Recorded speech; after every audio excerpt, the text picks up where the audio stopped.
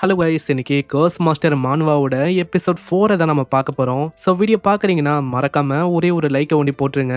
இப்போதான் அந்த மாஃபியா கேங்க்கும் நம்ம ஹீரோக்கும் பயங்கரமான சண்டை போக போகுது. இந்த எபிசோட்ல லைட்டா 18+ வரும், அதனால ஹெட்செட்டை போட்டுக்கோங்க. சரி வாங்க, நம்ம டைம் மிஸ் பண்ணாம ஹேப்பிக்குள்ள போகலாம். ஹேப்பிக்கோட ஆரம்பத்துல சீன் அப்படியே நம்ம ஜி ஃபேமிலியோட வீடை நோக்கி தான் வரும். அங்க காட் பண்ண இருக்க ஒரு பர்சனுக்கு திடீர்னு யாரோ ஒருத்தங்க கழுத்துலயே அங்க தாக்குறாங்க. அங்கேயே ஆளு காலி. அங்க பக்கத்துல இருக்க அந்த பர்சனுக்கு புரியல, அடே என்ன ஆச்சு? பேசின அத்தனுடைய அந்த பர்சனையும் பிடிச்சு மடக்கி அங்கேயே மூச்சு வராங்க. வெளியில ஒரே சத்தமா இருக்குமா? அங்கிள் ஜிக்கும் அவங்க புரியல. ஆமா என்ன ஆச்சு, எதுக்காக வெளியில இந்த அளவுக்கு சத்தமா இருக்கு? அங்க மேனேஜரும் வந்துட்டு, மாஸ்டர் ஜி இந்த இடத்த விட்டு ஓடுங்க. ஆனா ரொம்ப லேட் ஆயிடுச்சு. ஒரு கத்தியும் அப்படியே இந்த பக்கத்துல இருந்து அந்த பக்கத்துக்கு இறங்குது. அதை பண்ணது வேற யாரும் இல்ல, நம்ம கென்னுதான். மிஸ்டர் ஜி உன்னை அப்படியே விட்டுருவேன் அப்படின்னு யோசிச்சியா? நம்ம திரும்பவும் மீட் பண்ணியாச்சு. அங்க கென்ன பார்த்தோன்னே நம்ம ஆளு கன்னை வச்சு தாக்கலான்னு போவாரு. ஆனா அதுக்குள்ள கென்னு செம்ம வேகமா உன்னோட சோட வச்சு கன்னை பறக்க விட்டுறான். என்னப்பா ஆச்சு கென்னு, இந்த மாதிரி நீ இந்த அளவுக்கு முட்டாளா இருப்ப அப்படின்னு யோசிக்கல. ஒரு சாதாரணமான பர்சனா இருந்துட்டு அவைக்கு நேரா இருக்கிற என்ன மாதிரி ஒரு பர்சன் கிட்ட கன்னை காட்டுறது சரியான விஷயமே இல்ல. அதுக்கு இந்த வச்சுக்கோ அப்படின்னு மூஞ்சிலே காலை வச்சு ஓங்கி மிதிப்பான். அங்க கென்னோட ஆளும் வந்துட்டு, பாஸ் நான் அந்த பையனை தேடியும் இங்க யாருமே இல்ல. அப்பனா அந்த பசங்க இந்த இடத்த விட்டு ஓடி போயிட்டாங்களா? சரி ஏதோ ஒண்ணு, அந்த பசங்க திரும்பவும் இங்கதான் வரணும். இந்த அப்பங்காரன் ஜி இவனை வச்சு ஒரு கேமை விளையாடலாமா? ஆளை நான் கொல்லலான்னு யோசிச்சேன், ஆனா இன்னமும் கொஞ்ச நேரத்துக்கு உயிரோட வச்சுக்கலாம். அதுக்கப்புறம் நம்ம ஹீரோ யூ ரெண்டு பேருமே யூவோட வீட்டுக்கு அங்க வராங்க. அங்க என்னன்னு தெரியல, இவங்க வீட்டுல ஒண்டி கரண்டே இல்ல. ஆமா என்னப்பா இது, எல்லா இடத்துலயும் கரண்ட் இருக்கு, இங்க ஒண்டி கரண்ட் இல்லையா? ஏதோ ஒரு விஷயம் சரியில்லை அப்படின்னு ஒண்ணு உங்களுக்கு தெரியுது. அப்படியே அவங்க டோரை தொந்து உள்ள போகும்போது அந்த இடம் முழுக்க ஒரே பிளட்டோட வாசனையா இருக்கு. அங்க உள்ள போய் பார்த்தாதான் என்னமோ கோரமான விஷயம்லாம் அங்க இருக்கு. நம்ம ஜிக்கு கீழே வேலை செஞ்ச ஒருத்தங்களும் அப்படியே இறந்து போய் கண்ணந்துணமா இருக்காங்க. அங்க யூக்கு இந்த மாதிரி விஷயத்தெல்லாம் ஆளு பார்த்ததே இல்ல. ஆமா இது என் வீடா இல்ல வேற ஏதாச்சும் ஒரு இடமா? எனக்கு தெரிஞ்சு நம்ம வேற ஒரு இடத்துல என்டர் ஆயிட்டோம்னு நினைக்கிறேன். இல்லையோ நீ நினைக்கிற மாதிரி இல்ல, நீ கொஞ்சம் கேர்ஃபுல்லா இரு. அங்க இது கேட்டோடனே ஆளுக்கு என்ன பண்ணும் தெரியல, அப்பா அப்பான்னு கத்திக்கினே ஓடுறான். இந்த சைடு நம்ம ஹீரோ முன்னாடி வரும்போது முன்னாடியே ஒரு லெட்டரும் இருக்கு. ஹே யூ கொஞ்சம் வந்து இந்த லெட்டரை பாரு. அங்க யூ வந்து பாக்குறான். அந்த லெட்டர்ல என்ன போட்டுக்குன்னா, உன்னோட அப்பங்காரனை நீ காப்பாத்தணும் அப்படின்னு ஆசைப்பட்டனா மரியாதையா அந்த இன்னு அவனை அண்டர் கிரவுண்ட் பிளாக் மார்க்கெட்டுக்கு கொண்டு வா. அப்படி 6 ஹவர்ல உண்டி அந்த பையன் வரலன்னு வச்சுக்கோங்க,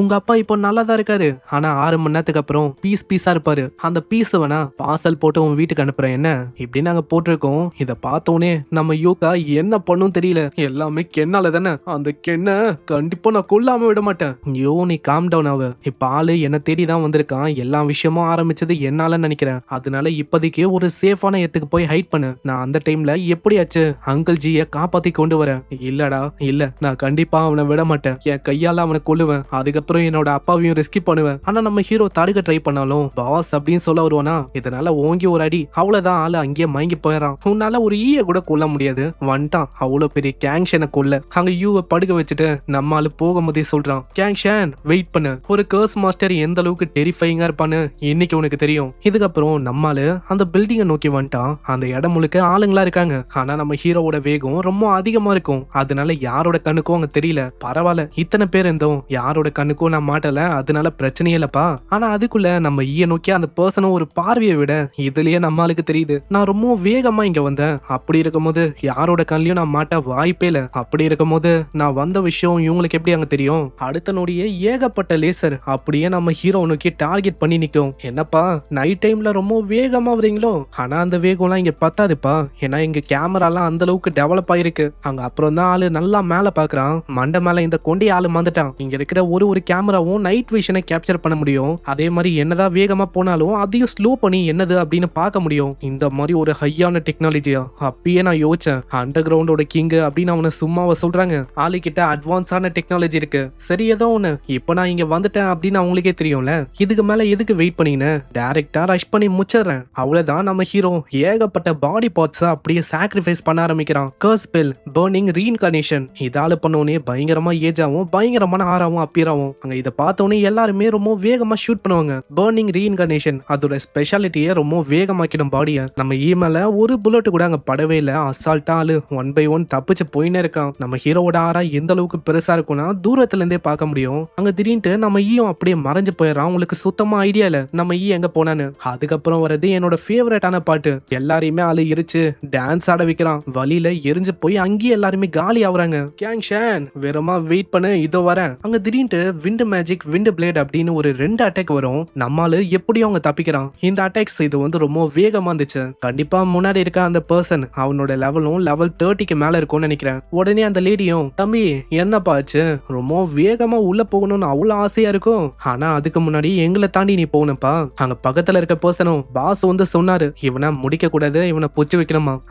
பாத்துக்கலாம், வெறுமா பூச்சி வைக்கணும் அவ்வளவுதானே, அதெல்லாம் மேட்ரே இல்ல எனக்கு. அப்படியா, ஆனா உண்மையிலேயே அன்லைக்கு யாருன்னா அது நீங்க தான். ஏன்னா என்னோட ஸ்வாட வச்சு இப்போ உங்களை அட்டாக் பண்ண போறேன். ஸ்வாட் மேல ஒரு கர்ஸ் டெக்னிக்கா ஆளை ஆக்டிவேட் பண்ணுவான். அதாங்க ஒரு அட்டாக்கும் டேமேஜ் டபுள் ஆகுமே அந்த கர்ஸ். தம்பி நீ வந்து ரொம்ப அரகண்டா இருக்கப்பா இப்படின்னு அவனோட மேஜிக் வென் டிராகன் பிஸ்டல் அப்படின்னு ஈட்டியை வச்சு அங்க தாக்குறான். ஃபர்ஸ்ட் அட்டாக் பண்றான், ஆனா அதனால பெருசா ஒன்னும் டேமேஜ் ஏற்படாது. தம்பி சைட்ல நான் இருக்க மறந்துட்டியா, பின்னாடி வர அந்த பர்சன் மேலயும் 2வது அட்டாக் பண்ணுவான். இருந்தாலும் அவங்களுக்கு பெருசா எதுவும் ஆகல, என்ன ஷர்ட் ஒண்டிதான் அங்க கிழிஞ்சு போயிருக்கும். தம்பி நீ ரொம்ப வேகமா இருக்கலாம், எங்க மேல அட்டாக் பண்ணலாம், இருந்தாலும் எங்க 2 பேரையும் கொல்ற அளவுக்கு அட்டாக் பவர் அது இல்ல தம்பி. அப்படியா, ஜஸ்ட் வெயிட் பண்ணுங்க, என் ஸ்வாட பத்தியும் என் ஸ்கில்ல பத்தியும் இதுக்கப்புறம் தான் உங்களுக்கு தெரிய போகுது. 3 4 5 6 7 8வது அட்டாக்ல அந்த பர்சனோட நிலைமை ரொம்ப மோசமாகுது. இதனால ஆளு டிஸ்ட்ராக்ட் ஆவான். என்ன ஆச்சு, இன்னமும் நான் எதுவுமே ஆரம்பிக்கல, இப்பதான் உண்மையான ஆட்டமே ஆரம்பிக்குது. இல்ல அந்த ஸ்வாட டெக்னிக் அது வந்து எப்படி இந்த அளவுக்கு ஸ்ட்ராங் ஆச்சு திடீர்னு, அதை பத்தி தெரிஞ்சுக்கணும்னு உனக்கு அந்த அளவுக்கு ஆர்வமோ, ஆனா அதுக்கு அவசியம் இல்லப்பா, ஏன்னா நீ நரகத்துக்கு போற இப்படின்னு ஒரே அட்டாக்ல அந்த பர்சனோட கதையும் அங்க முடியுது. கடைசியா மிச்சம் இருக்கிறது அந்த லேடி ஒண்டிதான். அவளும் அங்க பயங்கரமா கத்துறா, நீலாம் ஒரு மனுஷனே இல்ல, நீ ஒரு டெவிலு. ஆனா நம்ம ஈலி நேது விட போறான், ஒரே செகண்ட்ல எரிச்சு மொத்தமா சாம்பல் ஆக்கிறான். நான் ஸ்டார்டிங்லயே சொன்னப்பா, ஒன்ஸ் இந்த இடத்துக்கு வந்துட்டா இந்த இடத்த விட்டு யாருமே உயிரோட போக மாட்டாங்க. அதே மாதிரிதான் ஒரு பர்சனையும் சும்மா உரிச்சு பிரிச்சு மேயலான்னு இருக்கேன். இதுக்கப்புறம் அந்த இடத்துல ஒரு பெரிய எக்ஸ்ப்ளோஷனும் ஏற்படும். என்னோட ஆளுங்களுக்கு சுத்தமா இல்ல, நம்ம ஹீரோவோட ஹெல்ப் ஆயிரும். அப்படி பத்தி நெறியுது. பாஸ் பாஸ் காப்பாத்துங்க, இந்த பையனை என்னதான் கொல்ல ட்ரை பண்ணாலும் சாகவே மாட்டான் இவன். இதே மாதிரி அவங்க பாஸ நோக்கி போவாங்க. ஆனா நம்ம ஆளு விடுவானா, 1 2 எப்படின்னு விட்டு 1 2 துண்டு இப்படின்னு ஆள் ஆக்கிட்டு முன்னேறி போயின்னு இருக்கான். கடைசியா ஒரு பர்சனும் பாவம் ஏற முடியாம ஏன்னு இருக்கான். எப்பா ஓடாம எந்த போங்கப்பா, எதுக்காக என் உயிரை எடுக்கிறீங்க இப்படின்னு அந்த பர்சனோட கதையை முடிக்கிறான். அதுக்கப்புறம் ஆளு ரொம்ப ஆச்சரியமாகறான். ஏன்னா அவன் முன்னாடி ஒரு ஆக்ஸோட ஒரு வித்தியாசமான பர்சன் வந்து நிக்கிறான். பிளாக் மார்க்கெட்டோட நம்பர் 1 ஃபைட்டர் ஜாய் சூச்சி அப்படின்னு ஒரு பர்சன் வந்து வந்திருக்கான். நம்ம ஜாய் அப்படின்னு சொல்லலாம். ஏன்னா இந்த பேர் எல்லாமே இப்படிதான் ரொம்ப வித்தியாசமாவும் ஒரு மாதிரி குத்து வச்சிருப்பாங்க. உடனே அந்த ஜாய் அந்த பர்சனும், தம்பி இந்த மாதிரி உன்கிட்ட என்னப்பா சீக்ரெட் இருக்கு, ஏன்னா அத்தனை பேருக்கிட்ட சண்டை போட்டோம், அவ்வளோ இன்ஜுரிஸை வாங்கியும் உனக்கு எதுவுமே ஆகல, அந்த ஆக்ஸை பார்க்கும் போதே தெரியுது அது கண்டிப்பா 100 kgக்கும் மேல ரொம்ப அதிகமா இருக்கும். ஐயா கொஞ்சம் நான் அந்த ஆக்ஸை கீழே வச்சா நல்லா இருக்கும், அதுக்கப்புறம் என்ன விஷயமோ அதை சொல்றேன். தம்பி அதுக்கு அவசியம் இல்ல, உன்னை கொன்னுட்டு உன்னோட பாடியில அப்படி என்ன இருக்கு அப்படின்னு நானே ஸ்டடி பண்ணிக்கிறேன் இப்படின்னு ஆக்ஸை வச்சு நம்ம ஹீரோ நோக்கி ஒரே ஒரு தாக்குதல் தான் பண்ணுவாரு. அந்த ஆக்ஸோட தாக்குதல்னால நம்ம ஹீரோயின் தான் அந்த இடமும் தரமட்டமா அழியுது. அந்த அட்டாக்கை பார்த்து ரொம்ப ஆச்சரியமாகறான். என்னதான் அந்த ஆக்ஸ் ரொம்ப வெயிட்டா இருந்தாலும் ஆளு ரொம்ப வேகமா அதை மூவ் பண்றான். ஏன்னா பர்னிங் ரீஇன்கார்னேஷன் அந்த ஸ்பெல்ல ஒண்டி கரெக்டான டைம்ல நான் பயன்படுத்தலனா இப்போதைக்கு நசுங்கி போய் ஒரு மாதிரி ஆயிருப்பேன். தம்பி இப்பதான் எனக்கு புரியுது எதனால நீ இத்தனை பேரை அசால்ட்டா முச்சன்னு. நீ ஒரு கர்ஸ் மாஸ்டரா, ஆனா எவ்வளவு நேரத்துக்கு இதே மாதிரி பவருக்காக உன்னோட லைஃப ஊதி தள்ள போற. காலு அட்டாக்ஸ் மேல அட்டாக்ஸா பண்றான். நம்மளும் எப்படியும் அவங்க தடுக்கிறான். ஒரு கட்டத்துல நம்ம ஈயோட சோடம் அப்படியே தனியா விழும். நம்ம ஈயோட நிலைமை ரொம்ப மோசமா இருக்கு. நான் யோசிக்கல லெவல் 42ல இருக்க ஒரு அவைக்குன்னு இந்த அளவுக்கு ஸ்ட்ராங்கா இருப்பான்னு. ஒரு விஷயத்த நல்லா ஞாபகம் வச்சுக்கோங்க, நம்ம இன்வென்சிபிள் தான், இருந்தாலும் பெயின்லாம் அவனுக்கு தெரியும்பா. அதான் ஈலினோட நிலைமையும் இந்த அளவுக்கு மோசமா இருக்கு. நீ ஒரு கர்ஸ் மாஸ்டரா, நீ ஒரு கர்ஸ் மாஸ்டரா இருந்துட்டு எதுக்காக இந்த மாதிரி ஸ்வாடெல்லாம் நீ பயன்படுத்தணும்? ஏன்னா உன்னோட ஸ்வாட் டெக்னிக் அது ரொம்ப வேஸ்டா இருக்குப்பா, அதை வச்சு என்ன கொல்ல முடியும் அப்படின்னு யோசிக்கிறியா? வாய்ப்பே இல்ல. ஆக்ஸை வச்சு ஒரே ஒரு அட்டாக் தான் பண்ணுவாரு, அதுவும் டைரக்டா ஷோல்டர்லயே அப்படி இறங்கும். நம்ம ஈயும் அப்படியே செவுத்துல போயிச்சுப்பான். என்ன ஆச்சு, நான் இன்னமும் ஆரம்பிக்கல அதுக்குள்ள உன் நிலைமை மோசமாயிச்சா? ஈயும் அங்க ரத்த வெள்ளத்துல சொல்றான். க்ளோஸ் காம்பேக்ட் ஸ்வாடுக்கான ஸ்கில் இது எல்லாமே வந்து ரொம்ப முக்கியமும் ரொம்ப வீக்காவும் இருக்கலாம். ஆனா அதுக்குன்னு என் கிட்ட இருக்கிற இந்த சீக்ரெட்டான இந்த டெக்னிக் இது முன்னாடி அது ஒன்னும் வீக் இல்ல. அங்க நல்லா நோட் பண்ணீங்கன்னா நம்ம ஹீரோட காயமும் நல்லா அப்படியே ரெக்கவர் ஆயின்னு இருக்கு. அங்க ஆளு ஒரே ஒரு வார்த்தையை தான் சொல்லுவான், sacrifice liver, kidney, left lungs, stomach, gall bladder, pancreas, intestine இதே மாதிரி போயினே இருக்கும்.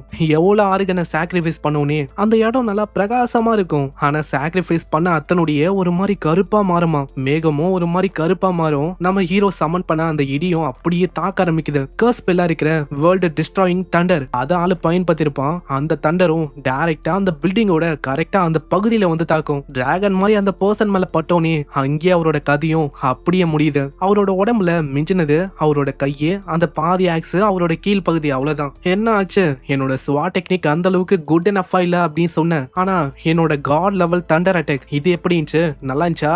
ஆனா என்ன பிரயோஜனம், இப்போ பேசுறதுக்கு கூட நீ இல்ல. ஏன்னா பேசுற இந்த நொடியில நீ நரகத்துல இருப்ப. பெரிய அளவுல உடம்புல இருக்க ஆளுக்குன்னு சாக்ரிஃபைஸ் பண்ணனால ஒரு மாதிரி மயக்கமா உனக்கு ஃபீல் ஆகும். இருந்தாலும் அங்கிள் ஜி அங்க காப்பாத்தணும்ல, இதனால அதெல்லாம் தாங்கிக்கின்னு நம்ம ஆளு மேல போயின்னு இருக்கான். சீன் அப்படியே மாஃபியா கேங்கோட கென்னு அவரை நோக்கி வரும். ஆளு ஜாலியா பொண்ணு கூட ஜலசா பண்ண இருக்கான். அந்த பொண்ணு கேக்குறா, வெளியில ஏதோ சண்டை போதுன்னு நினைக்கிறேன், எல்லாமே ஓகே தானா? என்னம்மா வெளியில ஜாய் சூச்சி அவன் இருக்கான், அவன் இருக்கும் போது எதுவுமே ஆகாது. பாசிபிளி ஜலசா பண்ற இவங்க 2 பேருக்கும் அவங்க தெரியாது, ஆளு எப்பயோ நரகத்துக்கு போயிட்டானு. அங்க கிண்ணும் கேக்குறான், ஹேய் வெளியில அவங்க ஸ்வாட வச்சு சண்டை போடுறாங்க, வரியா? உனக்கு ஒரு டேஸ்டியான விஷயத்த நான் காட்டுவான். அடச்சி, நீங்க இந்த அளவுக்கு பேடா இருப்பீங்கன்னு நான் யோசிக்கல. அவரு சொன்னது என்ன விஷயம்னு உங்களுக்கு புரிஞ்சிருக்கும்னு நினைக்கிறேன். யூனோ அங்க இப்படி இவங்க 2 பேரும் ஜாலியா இருக்கலான்னு போகும்போது அந்த இடமே பிளாஸ்ட் ஆகுது பயங்கரமா. அத பண்ணது வேற யாரும் இல்ல, நம்மாலுதான், மாஃபியாவோட கிங்கு கென்னு. எங்க அங்கிள் ஜி எங்க இருக்காரு? தம்பி உனக்கு ரொம்ப தைரியம் தான்ப்பா, மத்தவங்களுக்கு ஜாலியா இருந்தா பிடிக்காது. ஆமா அந்த ஜாய் சூச்சி அந்த பையன் எங்கப்பா போனா? அவனா உன்ன மாதிரியே நரகத்துல அவன் ஜலசா பண்ண இருக்கான். இப்போ உன்னையும் நெக்ஸ்ட் அங்க அனுப்புறேன் இப்படின்னு நம்மால பயங்கர வேகமா அங்க தாக்க வருவான். ஆனா அவ்வளவு பெரிய சவாட வெறுமா ஒரு கைய வச்சு அங்க தடுக்கிறாரு. என்னப்பா இந்த மாதிரி நீ என்ன யோசிச்ச? நான் எதுக்காக ஒரு மாஃபியா கிங்கா இருக்குன்னு உனக்கு தெரியுமா? என்னோட ஸ்ட்ரென்த்துக்காக.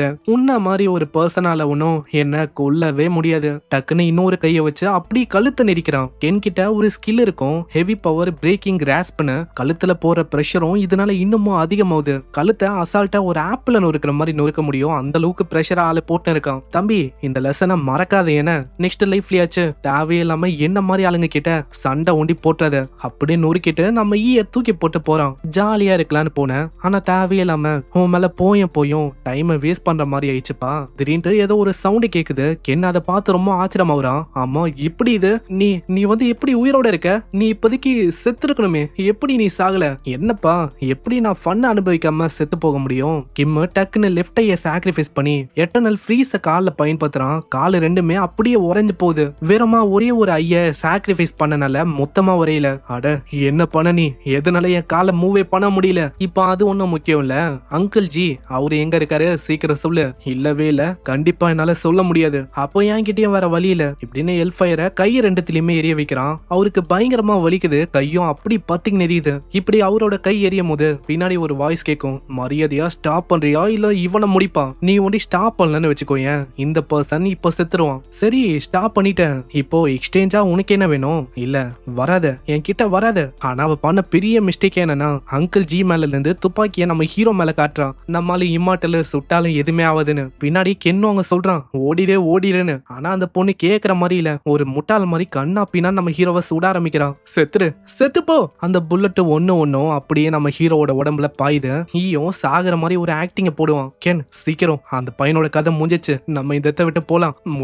முட்டாள் அவனை கொல்ல முடியாது, நீ ஃபர்ஸ்ட் போ இந்த இடத்தை விட்டு. என்னது கொல்ல முடியாதா? என்ன கொல்ல முடியாது? அவன் பாரு ஆல்ரெடி ஏந்துட்டான். அந்த லேடி பின்னாடி திரும்பி ஏதாச்சும் பண்ணலான்னு போறதுக்குள்ள ரொம்ப லேட் ஆயிடுச்சு. நம்மால அவனோட ஐஸ் பவரை வச்சு அந்த லேடியோட கண்ணை மொத்தமா உரைய வைக்கிறான். கன் ஒண்டி இல்லாம கையும் உறைஞ்சு போகுது. அந்த லேடியால பெருசா எதுவுமே அங்க பண்ண முடியல. அங்க கென்னும் இதனால கெஞ்ச ஆரம்பிக்கிறான், டேய் உனக்கு என்ன கொல்லமா, நீ கொல்லு, தயவு செஞ்சு இவளை உண்டி கொல்லாத, இவளுக்கு எதுவுமே தெரியாது, இவ அப்பாவியானவ. பாத்தீங்களா இந்த பொண்ணு மேல எந்த அளவுக்கு கென்னு ரொம்ப லவ் வச்சிருக்கான். ஆனா அவன் பண்ண விஷயத்துக்கு நம்மால விடுவானா? அத்தனுடைய அவனோட தலை அது துண்டாவுது. அட என்னப்பா இது ரொம்ப நாய்ஸியா இருக்கு, இந்த மாதிரி நாய்ஸியா இருந்தாலே எனக்கு பிடிக்காது. இந்த கென்னு இவன் வந்து என்ன சொன்னா, ஏதோ ஒண்ணு இந்த பொண்ணை ஒண்டி போக வேணுமா?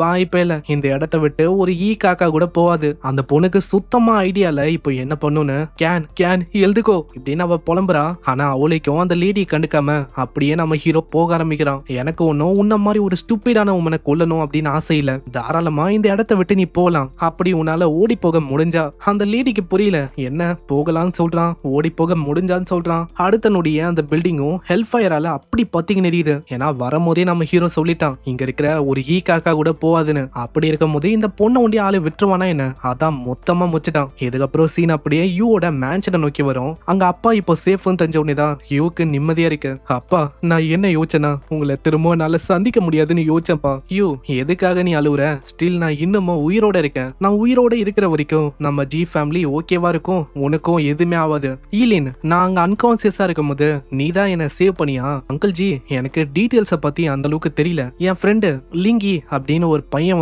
வந்தான். அவன் கிட்ட நான் விஷயத்த சொன்னேன், ஆளு ரெஸ்கியூ பண்றான் அப்படின்னு சொன்னான். அதுக்கப்புறம் என்ன டைரக்டா போனா கென்னோட ஆளுங்களை மொத்தமா முச்சிட்டு தடையுமே இல்லாத மாதிரி அண்டர் கிரவுண்ட் பிளாக் மார்க்கெட்டை மொத்தமா எரிச்சிட்டு வந்தான். நீ சொல்ற அந்த லிங்கி, அந்த பர்சன் ஒரு மிஸ்டீரியஸான மாஸ்டரா? அவனை பத்தி நான் இதுக்கு முன்னாடி கேள்விப்பட்டதில்ல, எனக்கும் அந்த அளவுக்கு தெரியாது. ரீசெண்டா தான் அந்த பையனை நான் மீட் பண்ணேன். அப்படியா? சரி, உனக்கு சொல்ல விருப்பம் இல்லைன்னா எனக்கு ஓகே தான். ஏன்னா உன்னை ப்ரெஷர் பண்ணி அந்த விஷயத்த சொல்ல வைக்கணும் அப்படின்லாம் எனக்கு ஆசையே இல்லை. சரி, ஏதோ ஒண்ணு, நாங்க இதுக்கப்புறம் வரப்போற அந்த எக்ஸாமினேஷனுக்கு ப்ரிப்பேர் பண்றோம். என்னன்னா ஸ்கூல்ல இதுக்கப்புறம் ஒரு பெரிய எக்ஸாம் ஏற்பட போகுது, அதை பத்தி தான் ஆளு சொல்ல இருக்கான். அந்த ஆர்க்கெல்லாம் சும்மா அல்டிமேட்டா இருக்கும், ஸோ மிஸ் பண்ணாதீங்க. நம்ம ஈயும் யோசிப்பான், என்ன இது எல்லா விஷயமும் அமைதியாவும் சுமூகமாவும் போகுது. வாய முன்ன அத்தனுடைய அங்க கோட் சூட் எல்லாம் போட்டுக்கின்னு அந்த இன்வெஸ்டிகேட்டர் யுவாங், அந்த பர்சனும் கூட ஒரு 2 பர்சனும் வராங்க. அந்த பர்சன் நான் பேரோல இருந்து வந்திருக்கேன், என்னோட பேரு ஹிவாங். இதுக்கு முன்னாடியே சிட்டில ஏகப்பட்ட கொலை ஏற்பட்டிருக்கு. ஃபாரன்சிக் ரிப்போர்ட், இன்வெஸ்டிகேஷன் இதெல்லாம் வச்சு பார்த்தா எல்லாமே உன்னை நோக்கி தான் பின் பாயிண்ட் ஆகுது. அதனால ஈலின்னா இருக்கிற நீ, உன்னை நாங்க கைது செய்யறோம். இதை கேட்கிற நம்மளுக்கும் பயங்கர ஷாக்கு. ஏன்னா இவங்க வருவாங்க அப்படின்னு தெரியும், ஆனா எவ்வளவு சீக்கிரத்துல இந்த விஷயம் ஆகும் அப்படின்னு எதிர்பார்க்கல. இப்படி இவன் ஷாக் ஆவதோட இங்கே இந்த எபிசோடும் முடியுது. சோ இந்த எபிசோடு உங்களுக்கு பிடிச்சிருக்கும்னு நினைக்கிறேன். நம்மால இப்போ ஜெயிலுக்கு போயிட்டான். ஜெயில என்னென்ன பிரச்சனை நம்ம ஹீரோக்கு வெயிட் பண்ணிருக்கோம். இந்த மான்வா உங்களுக்கு பிடிச்சிருக்கும்னு நினைக்கிறேன். ஏன்னா இதுக்கப்புறம் தான் நெருப்பு பத்த வச்ச மாதிரி சும்மா தீ மாதிரி போகும். சோ மறக்காம லைக் ஒண்டி போட்டுருங்க. இந்த வீடியோ எப்படி இருந்துச்சோ மறக்காம கமெண்ட் பண்ணி சொல்லுங்க. நான் உங்களை நெக்ஸ்ட் எபிசோட்ல சந்திக்கிறேன். தேங்க்யூ ஃபார் வாட்சிங். சைனரா.